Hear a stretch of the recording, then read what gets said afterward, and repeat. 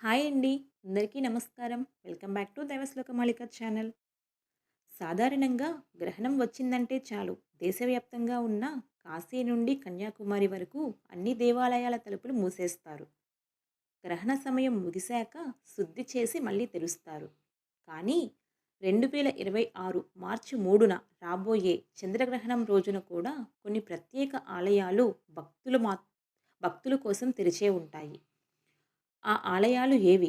అసలు గ్రహణ సమయంలో కూడా అవి ఎందుకు తెరిచి ఉంటాయి? వాటి వెనుక ఉన్న ఆసక్తికరమైన కారణాలు ఏంటో ఈ వీడియోలో తెలుసుకుందాం.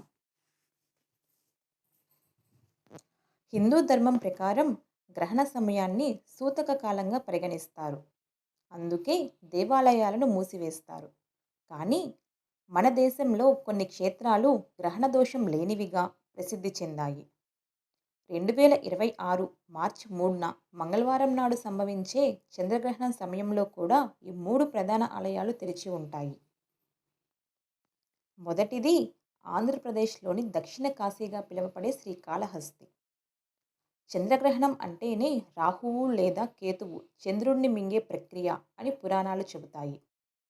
శ్రీకాళహస్తి క్షేత్రంలో రాహుకేతువులే దేవుళ్ళుగా పూజలందుకుంటారు.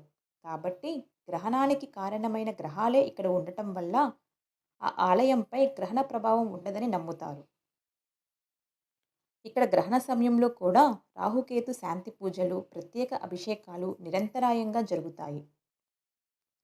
రెండోది మధ్యప్రదేశ్‌లోని ద్వాదశ జ్యోతిర్లింగాల్లో ఒకటి అయిన ఉజ్జయిని మహాకాళేశ్వర ఆలయం.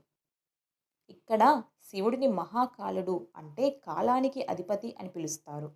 కాలగమనంలో భాగమైన గ్రహణాలు కాలాతీతుడైన ఆ పరమేశ్వరుడిని ఏమీ చేయలేవని భక్తుల నమ్మకం. గ్రహణ సమయంలో గర్భాలయం తెరిచే ఉంటుంది కానీ భక్తులు దేవుడిని తాకకూడదు. కేవలం దూరం నుంచే దర్శనం చేసుకోవాలి. గ్రహణం వీడిన తర్వాతే స్వామివారికి పవిత్ర భస్మహారతి నిర్వహిస్తారు. మూడోది బీహార్‌లోని పితృక్షేత్రం గయా విష్ణుపాద ఆలయం. పితృదేవతలకు పిండ ప్రదానాలు చేసే అత్యంత పవిత్రమైన చోటు ఇది. పురాణాల ప్రకారం గయలో పితృకార్యాలు చేయటానికి ఏ సమయమైనా, ఏ రోజైనా అత్యంత శుభప్రదమే.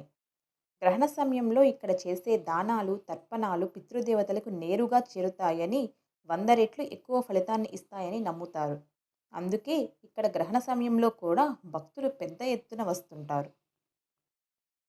మీరు కూడా 2026 మార్చి 3న సంభవించే చంద్రగ్రహణ సమయంలో ఈ పుణ్యక్షేత్రాల్ని దర్శించుకోవాలనుకుంటే అప్పటి స్థానిక ఆలయ నియమాలను ఒకసారి సరిచూసుకోండి. ఈ వీడియో మీకు నచ్చితే లైక్ చేయండి. మీ మిత్రులకు షేర్ చేయండి. ఇలాంటి మరిన్ని ఆధ్యాత్మిక విషయాల కోసం మా ఛానల్ని సబ్స్క్రైబ్ చేసుకోండి. ధన్యవాదములు.